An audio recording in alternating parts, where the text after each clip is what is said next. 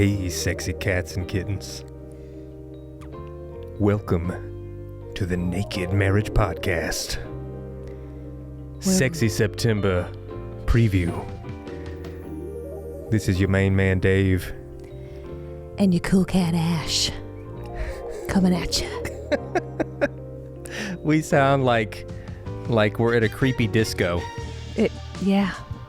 I just need to add a little.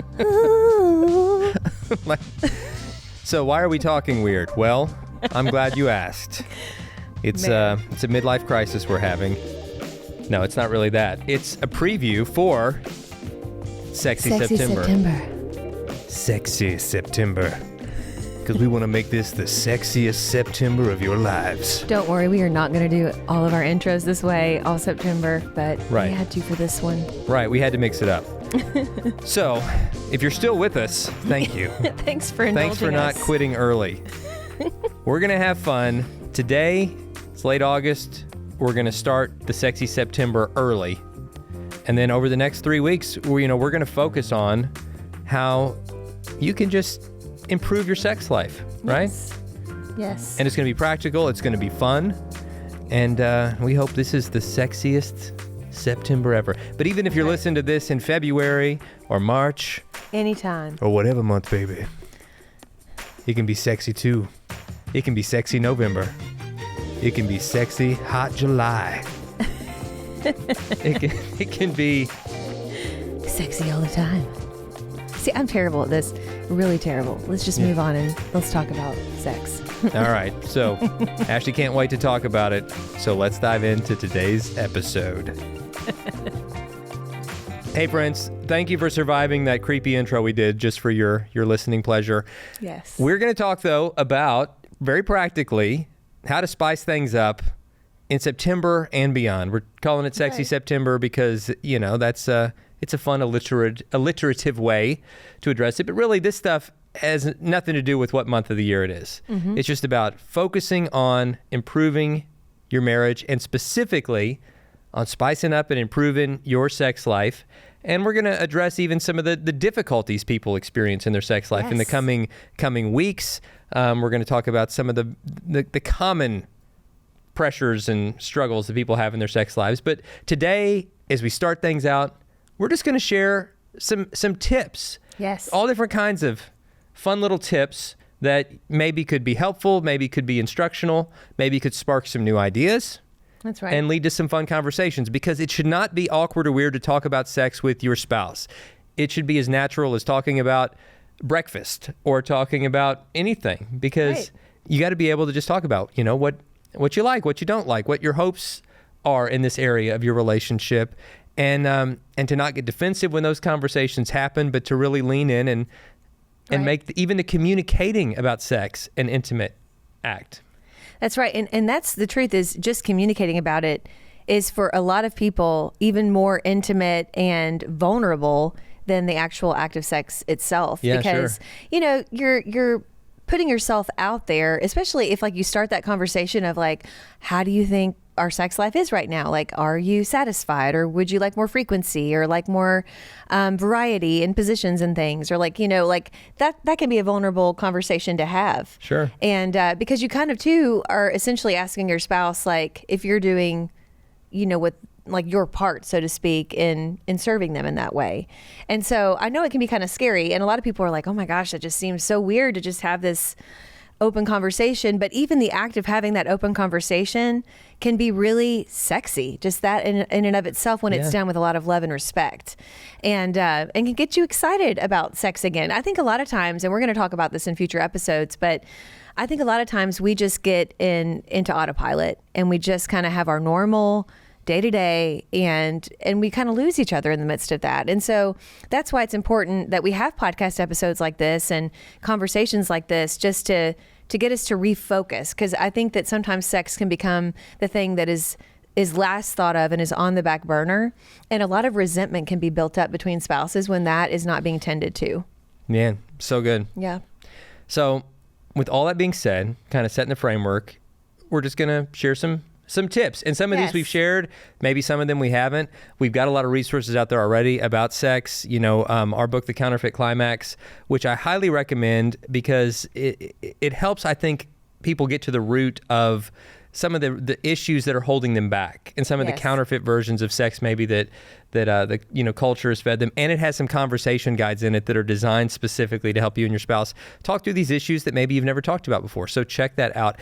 But a few tips. I'm just going to throw out a few. Okay. And, first, just real practical, right? Okay. Be clean, right? And I know one of your favorite tips for being clean and smelling good, which I think go hand in hand, right? Right. Yeah, they should. Tell him I'm laughing because I don't know why you remind me of Ron Burgundy right now. This whole thing. I feel like it's Ron Burgundy. Stay classy, San Diego. I mean, I'm like, when you were like, I'm going to throw it out. I'm like, I'm going to throw this out. It's going to blow your mind. Throw it back if you don't want it. Anyway, no, back to this. Recently, you may have seen these ads for this, and they are not a sponsor of the podcast, although they would be a very fitting sponsor. You know where I'm going with this, right? You know where I'm going? Okay. Oh, Lumi. I know. I'm like, how do you not know this? Well, yeah. I mean, it's these Describe commercials. what Lumi is for people. So I guess it's like this lotion deodorant that you can put anywhere. It's a water-based. And this lady that OBGYN created made it, she makes these commercials on her cell phone where she's, showing you in detail all the places you can rub Lumi. And it's frankly, it's traumatizing. It's traumatizing to... She's just honest. She's very honest, but it leaves nothing to the imagination of all the places Lumi can go.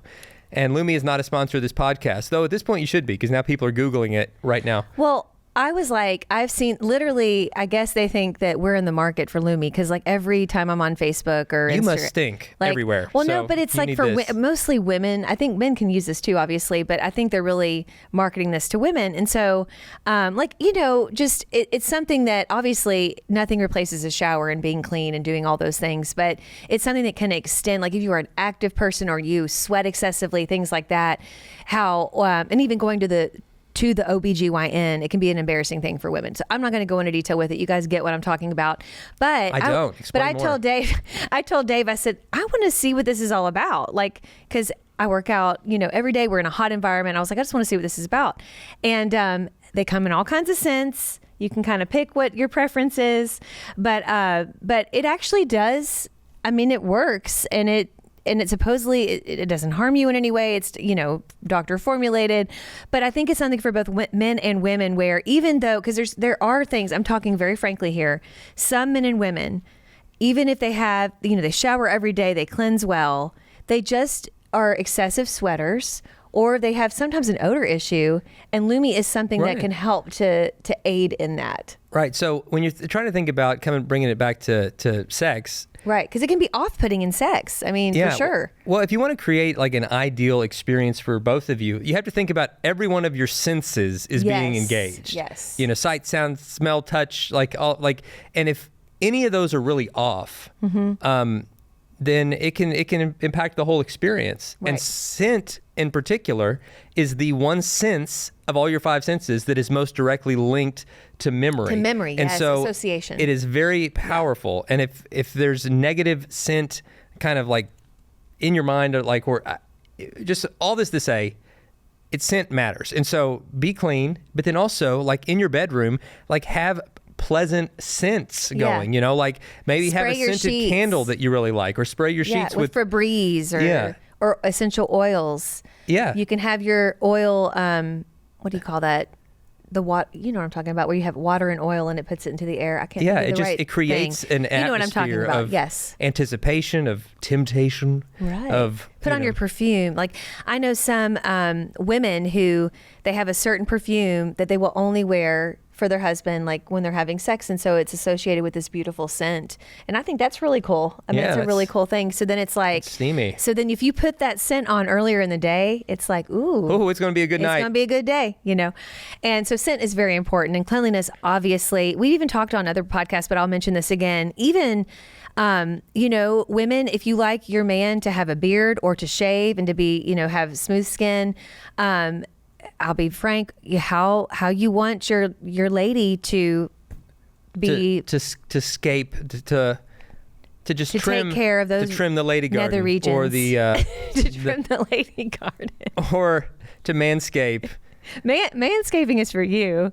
Women, Well, right, yeah, for a guy, obviously. Oh, okay. Or, to scape whatever is going on. Like to talk about just hair preferences. Hair, whole body hair preferences. Yes. Right, and to act accordingly is a way to serve your spouse. All right, you're into this. I stay clean shaven for the most part. One, because when I grow a beard, it looks like I haven't finished puberty. But two, more importantly, Ashley just doesn't like the texture. It just hurts my face. The texture of it when I'm and I get red. So I want to be able to kiss her and it be comfortable to her, right? And for her to not want to recoil from me when I'm leaning in. And so just do those things out of a way to serve your spouse. Yes. Instead of always just fighting for your own preference. If you've got something that your spouse just doesn't like or is even disgusted by, or it hurts them, facial hair mite or whatever, right, then be willing to say, "Oh, let me adjust that." One of our friends, Rich, who we just saw last night, he keeps a goatee, but he shaves every single day. This little part, the little soul patch part, right under his lip, because that part in particular hurts his wife. Hurts his wife when he kisses her. So every single day, even though he keeps his goatee, he shaves that one part, just as a way to help his wife. So exactly, just do those little things for each other. I would even include, and we're spending a lot of time on hygiene, but it's very important. I would even include trimming nails for both men and women. I would say brush your teeth. Yeah, sweater tooth is gross. Don't do that. And again, I do think some people have to work harder at this than others. I mean, sometimes there's some things that people deal with no matter how much they brush their teeth. They've got breath issues. There are mouthwashes that are specifically for that will help that. I would also... You looked at me really focused when you talked about bad breath. So I'm going to take this as a hint. And I'm going to look at this mouthwash. He smells amazing. That she's talking about. No, I love it. I am kind of getting old man breath. I can feel it. You do not have old man. I would tell you. I would, and I would hope you tell me too, and be I know it's happening. But no, do you remember the one thing though? If I smell peanut butter, which I love peanut butter. It is so off-putting to me. And so it is so off-putting. I don't know why. Yeah, she is disgusted by the I can smell it a mile away. Of it on my breath. And so I know that if I want to pursue her in an intimate way, and I've had any peanut butter in recent hours, I'm going to have to go brush my teeth and specifically wipe your face. To get that smell away because she does not like it. And so just being sensitive to those things to help put your spouse in a place where they can be at their best, where they can let down. I think... Let's talk about atmosphere. Atmosphere. All right. So lighting's important. I think most people look best in dimmer lighting. Are you saying we need dimmer lights? You looked at me. I'm kidding. No, I'm saying harsh. Have you ever tried on a shirt or something in one of those harsh light changing rooms at the mall or something where it's this harsh halogen light? You could be a supermodel and you will look disgusting shirtless in that lighting. Yeah. Nobody looks good in it. But in dimmer lighting, it's flattering and it's nice. Now, have some light because especially most men are very visual. Women can be very visual too. Mm-hmm. And if you're just so self-conscious that you want it completely dark in there, you're both missing out on the visual connection that can happen in those intimate moments. And so have some light. I think dim light, like candlelight, even if it's not an actual candle, something that's just sort of recreating the feel of candlelight. Firelight. Yeah. It's gonna be nice. It creates a natural warmth. It creates a natural romantic feel. Yeah, romantic feel. Maybe have some music on. Yes. In the background. So there's no background noise, then that can just kind of feel awkward because then and if you have children, it's real awkward. Yeah, too. Especially if you got and kids. It's not just for your children if what they hear, but there's nothing that will kill your libido more than hearing a baby cry or hearing kids knocking at the door fighting or what, you know what I'm saying? First of all, make sure your kids are okay. I mean, for atmosphere for parents, make sure your kids are safe and okay and otherwise occupied so that you can have your time. Preferably, maybe when they're in bed, when they're sleeping, they're safe and go have your time. But I think that that's really important. But I would say this too, we have differed on this. I could have the TV on all day long, just in the background. And that's just how I grew up. Now, Dave, on the other hand, really craves that quiet. And we've kind of differed. Sometimes we'll turn the TV on just because there's children in the next room or whatever. But it's kind of a little bit of a sound barrier for both, for them and for us. But I think it's really distracting for you, and it's not for me. And so we need to talk to like spouses need to talk to each other about that. And so what we try to do, like we try to find some kind of something on there, usually for it to not be distracting. It's usually like for us, we've seen every episode of The Office. I don't know how many times. So like put on something that you've already seen. You're not going to be distracted by the plot of something. You know what I'm saying? Yeah. Like we have to be mindful of that. Or nice music's wonderful. Like if there's certain songs that really set the mood for you and your spouse, it's awesome, Yeah. Well, and if it's live, if it's like you're listening to music and it's like a live recording, like at a concert, then every few minutes it's like people are clapping for you, which makes you feel like you're doing a good job. Applause. And so, wow, that's one way to look at it. Okay, what else? We talked about atmosphere, hygiene, smells. You talked about what you see, what you hear, what you feel.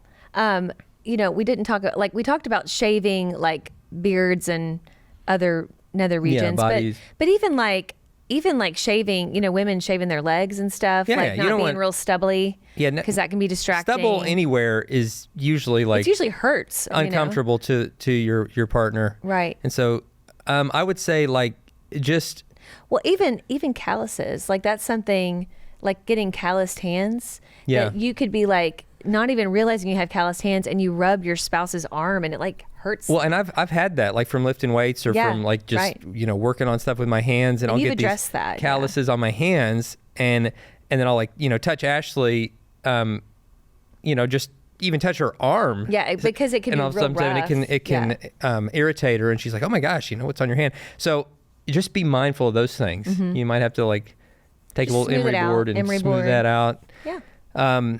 Men, let me give you a challenge. Listen, now for most men, sex in itself is a form of stress relief, but most women need stress relief before they can be in the mindset to make love. So God wired us up completely opposite this way because he has a sense of humor and he wants us to learn to serve each other. So your wife has a mental to-do list going on all the time. Yes. That is going to distract her from being in the mindset to make love. And so you can help by taking some things off her to-do list, by doing some of the tasks or chores that normally she would do, so that she doesn't have to do it. And that's going to free up her mind. So if you see a full dishwasher, like put that away. Or if you, if you can help with some laundry or like and not just for sex, like not just for sex. Be a partner all the time. All the time. Yeah. No, because that is seriously sexy. Like, and you're that way. Like we're full partners all the time. We're both serving each other and both, there for the kids and all that. I think there's nothing sexier than having, knowing that you have a full partnership. And because I have heard women say like that it's backfired when they've seen their husband all of a sudden being willing to do something that he wasn't otherwise willing to do just because he knows sex is coming, like that night, or whatever. Or hoping that sex is going to happen. Because then you don't do it in a manipulative way. Exactly. You got to have a mindset to serve all around. But if you have that mindset, like Ashley said, consistently, it's wonderful. It is it is sexy. So, it is. Yeah. Well, guys, we're going to have fun over the next few weeks talking more about ways to be sexy. Sexy September. And you don't have to talk in a creepy way either to enjoy it. But I will say is one final thing, don't lose your sense of humor with your sex life. Like, you guys got to be able to laugh. Laughter is one of the most intimate acts a couple can share, even within the moment of making love. There are times where laughter is what needs to happen. Right. And don't lose your sense of humor. And keep laughing together, and you'll have a lifetime of love. That's right. Stick around the next couple of weeks, guys. We got some great stuff planned on this topic. It's going to be a lot of fun, and we look forward to seeing you soon. God bless.